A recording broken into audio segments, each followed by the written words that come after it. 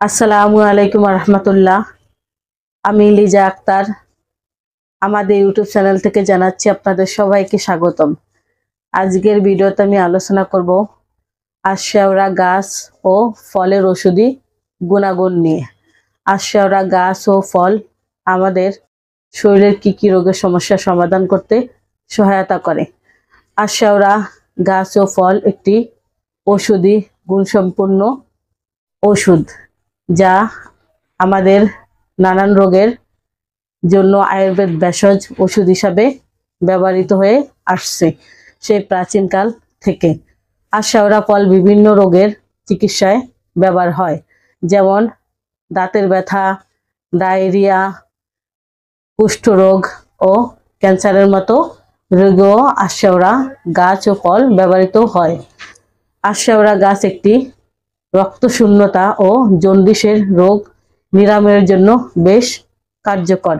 আশাওড়া ফলের প্রধান উপকারিতা হলো দাঁতের ব্যথা, মাড়ি ফোলা এবং দাঁতের রক্ত পড়া বন্ধ করার জন্য এই গাছ ফল ব্যবহার করা হয়।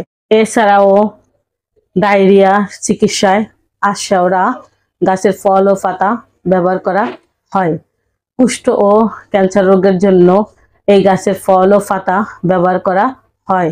রক্তশূন্যতা এবং জন্ডিসের জন্য ভারতীয় ঐতিহাসিকভাবে এই ওষুধ প্রাচীনকাল থেকে ব্যবহৃত হয়ে আসছে। এছাড়াও এই গাছের পাতা থেকে প্রাপ্ত উপাদান স্ট্রেপ্টোকক্কাস জাতীয় ব্যাকটেরিয়া প্রতিরোধ বেশ কার্যকর, যা গলা ও মুখের ঘা দূর করতে সাহায্য করে। আশাওড়া খাওয়ার নিয়ম। আশাওড়া গাছের ঢাল দিয়ে দাঁত মাজলে নিয়মিত দাঁতের গোড়া মজবুত হয়, রক্ত পড়া বন্ধ হয় এবং মুখের দুর্গন্ধ দূর হয়। এছাড়াও এই গাছের ছাল 8 থেকে 10 গ্রাম সকালে খালি পেটে সেবন করলে বাতের ব্যথা, ফোলা ভাব দ্রুত কমে যায় ইনশাআল্লাহ।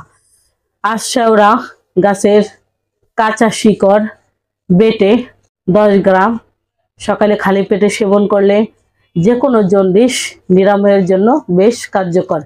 এছাড়াও গাছের পাকা ফল খাওয়া যায়।